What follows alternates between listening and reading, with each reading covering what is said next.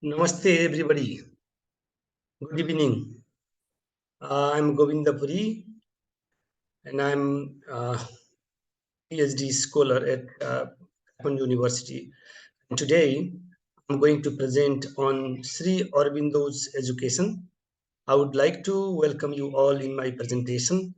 Today, I will be talking about the education system according to Sri Aurobindo. Aurobindo is one of the influential philosopher of education. So let me proceed my presentation over here.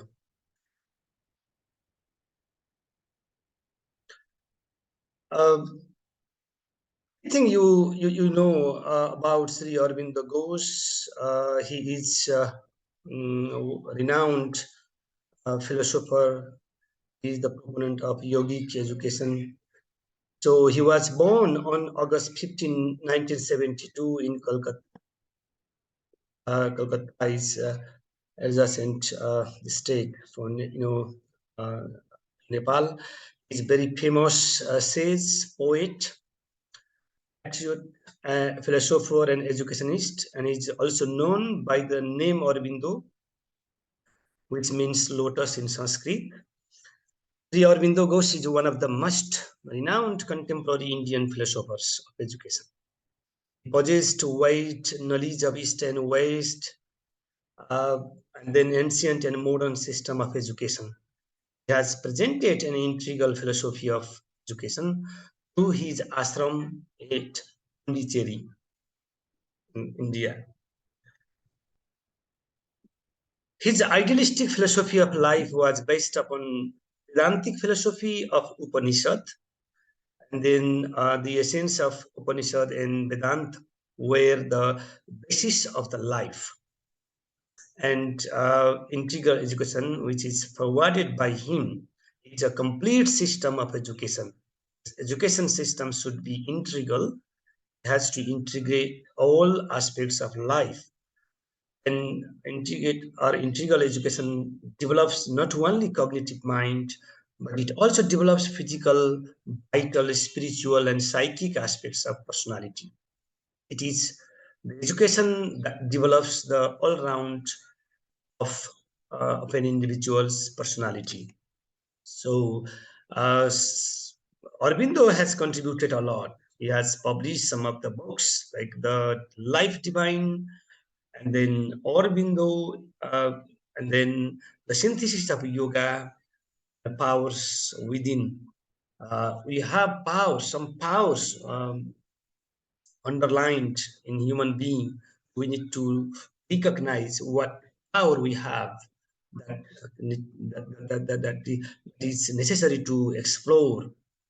And then Savitri also, these are the books, Aurobindo's life philosophies, synthesis of idealism, realism, naturalism, and pragmatism. So, according to Aurobindo, Gyan, which is also called knowledge, bhakti, devotion, and karma, known as work ethics, can lead man to the divine path. But synthesis of spirituality, creativeness, and intellectuality is essential for a sound personality. So, individual's personality is the synthesis, the spirituality, spiritual aspect, creativity, creative aspects, and intellectuality. When these things are integrated in one person, first person becomes really important one. He focuses on the integration of thought. There's a balance between the multicolored shades of life, makes life as a whole. He had a great faith in the Gita that there should be a proper balance among knowledge, devotion, and work. Only the knowledge cannot give a result. So, knowledge and then devotion or continuation and the work, action should be integrated together. He had a great faith in the Gita. That's why he's spiritual. It says good, the Purushottama, can be achieved through niskam karma, never-ending meditation, devotion, and a feeling of unity of all things in God. Aurobindo was a strong supporter of the basic unity of truth to synthesizing the different views of Indian thoughts. Aurobindo was a strong supporter of the basic unity of truth. You need to understand that. So such integral approach can solve various problems of human life. So he talks about fivefold classification of human nature: are physical, vital, mental, psychic, and spiritual. He also talks about fourfold austerities: that is tapasya of love, tapasya of power, tapasya of knowledge, tapasya of beauty. Also talks about fourfold liberation. The education should be able to liberate human beings, liberating from emotional constraint, like emotional liberation, mental liberation, vital liberation, and physical liberation. So Aurobindo talks about supermind and superman. Supermind, who has supermind, becomes super human being, superman. According to him, mind man is imperfect. Nobody's mind is perfect. So it can be transformed into supermind, which can have an understanding of the integral truth. When human being understand the that supermind well, or when human being understands the integral truth, then can transform himself into the superman. He said that man will become a supermind. Supermind will have a supermental consciousness, and consciousness of Sachitananda. Sachitananda. So when one attains a supermind, he becomes a superman. Such transformation is possible through Purna Yoga. That's why he talks about yogic education. Purna Yoga can further help one to realize the supremacy, that is Purushottama. He talks about the evolution of man. He says that individual soul is in the continuous process of evolution, but in the supreme soul, always individual soul attempts to get its supreme form, always supremacy. So to him, life is not for life alone, but for God. There is an inner law and a meaning for all things, depending on the supreme. Its ultimate goal is to get the supremacy, supreme. If we neglect such inner laws or spirituality, it will result in the decay of human societies.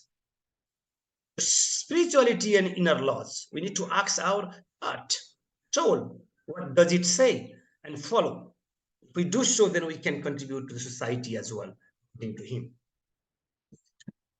So he remarked once, the radical defect of all civilization has been the neglect of these spiritual elements. So his views on education, let's go to what is his view in education, how he has contributed. He says that real education is that which provides a free and creative environment to the child by developing his interest, creativity, mental, moral, and aesthetic senses. Finally, they lead to the development of his spiritual powers. That is the education. Sri Aurobindo mentioned three principles of teaching. So why the education should focus on these three principles. The first one is nothing can be taught, everything can be learned. So sometimes we know that we try to teach to the students, and sometimes we say that, oh, this is happened because of my teaching. That is not true. Learning takes place automatically, not only because of taught or teaching. Mind has to be consulted in its growth. The last principle is work from near to far, from known to unknown. While teaching, we need to teach the things which are very close to the human being. to the children, the students, the learners. Then we can move on to the abstract things which are very far. So philosophy of education, according to Aurobindo, is quite different. As we, as I talked, before, Aurobindo believed that synthesis of the idealism, realism, and pragmatism needs to be there in education. True education should focus on the four layers of mind, chitta, mon, buddhi, and intuition. Chitta is the passive memory and needs no trainings. Manas is the sixth sense. Buddhi or intellect works at the higher level of judgment, manipulation, and generalization or conclusion. Intuition brings direct vision of knowledge. So education in its true sense should be out the latent powers of the child. There is the potentiality in each child, and teachers or education should bring that latent powers out to make him complete in every respect. So in his words, education is helping the growing soul to draw out that is in itself. Potentiality of learning is already there in the child. So what education should do? It has to support, come it out.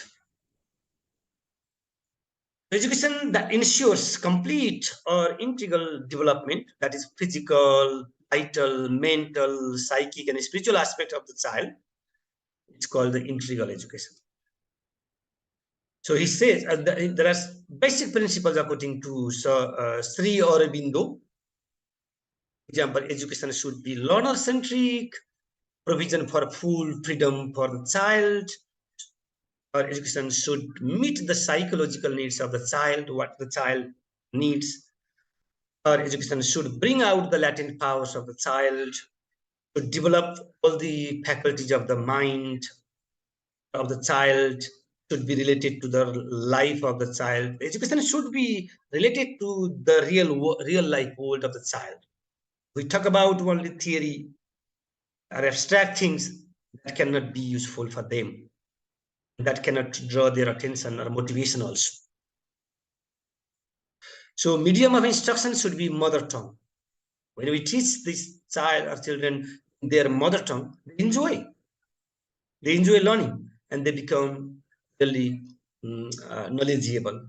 We need to emphasize on the sense training. Is that six senses? Normally there are five senses, but he talks about one more sense. Sixth sense has to be trained. And education should develop consciousness of the child. Religious education and spiritual development through brahmacharya should be a part of education, as he said. The aim of education should be developing the latent potentialities of the child, for developing the physical purity, mental faculties, cultural and aesthetic senses, training all the senses. As senses are the gateways of knowledge. We perceive the world, get the knowledge through our sense organs. That's why sense trainings are necessary, as he says that.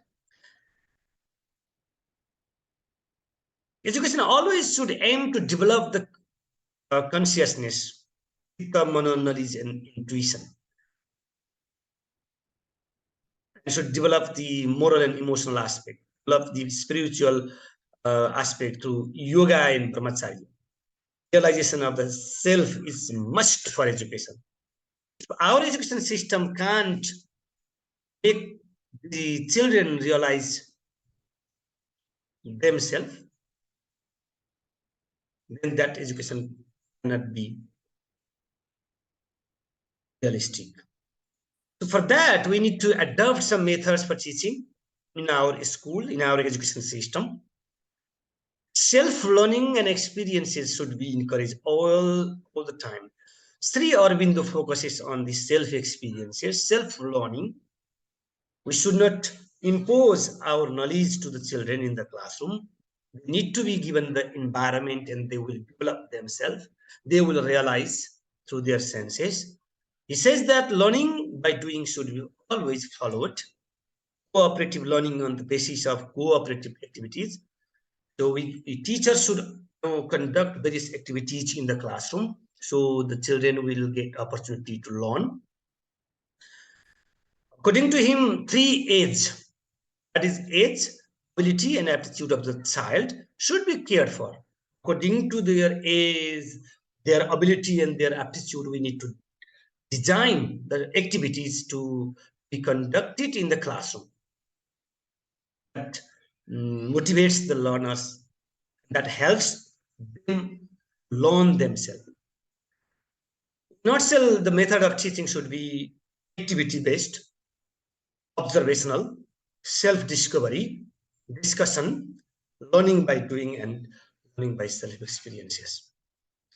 The curriculum for the children should be based on these principles. It says there are 5 principles which need to be followed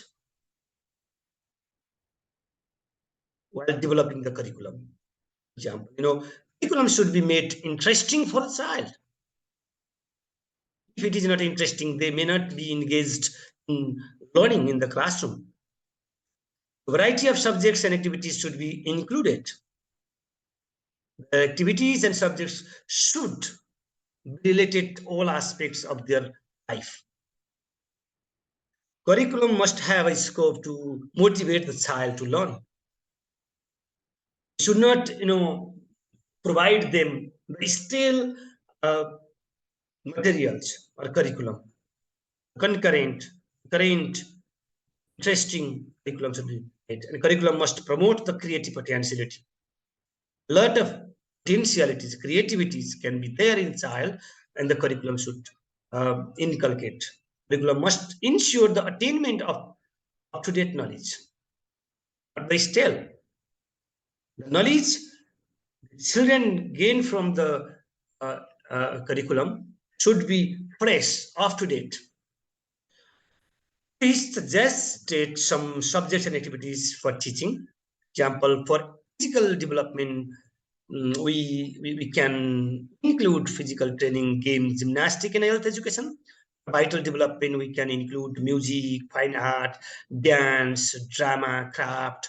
It may be interesting for them. For mental development of the child, we can include language, mathematics, social and applied sciences. Moral development, noble habits, right emotions, association actions, training of Raj Yoga, they can be included in our teaching subjects and activities. For psychic and spiritual development, practice of values, love and truth, and faith in God can be included. Vocational aspects, we need to include arts, painting, drawing, sculpture, carpentry, music, nursing, dance, drama, engineering, so many other subjects maybe be included there, developing vocational aspect. Then for international aspect, we need to include in our teaching international understanding, low feeling, on international love and sympathy, other things. So in Aurovind's education, teacher role is very important.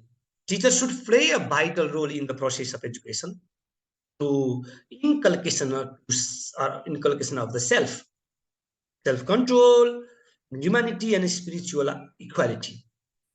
According to Aurobindo, one must be saint like yogi and also a hero to be a good teacher. The students should follow the teachers. The teacher should be presented as a model, role model. So the teacher is not an instructor, a task master. Should be helper, a guide, facilitator, we say. His business is to suggest and not to impose whatever he has. Does not impart knowledge to him, to the children. He shows children how to acquire knowledge for himself. Teacher only provides the ways, ideas to acquire the knowledge. So teacher should not impose anything on the child.